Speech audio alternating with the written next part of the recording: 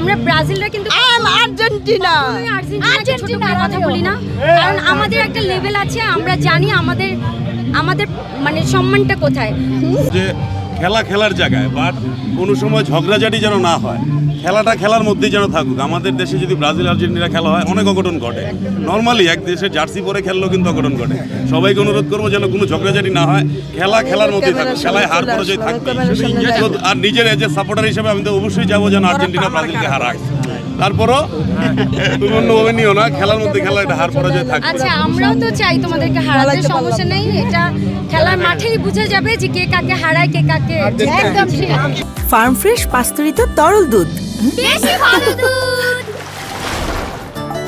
এটা ভাইয়া তো আর বলতে হয় না, আর্জেন্টিনাকে আমরা অবশ্যই আর্জেন্টিনারই জিতবে ইনশাআল্লাহ ইনশাআল্লাহ।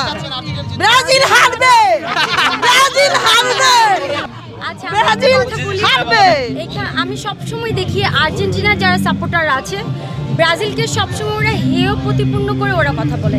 আমরা ব্রাজিলরা কিন্তু আর্জেন্টিনা আর্জেন্টিনা কথা বলি না, কারণ আমাদের একটা লেভেল আছে, আমরা জানি আমাদের আমাদের মানে সম্মানটা কোথায়।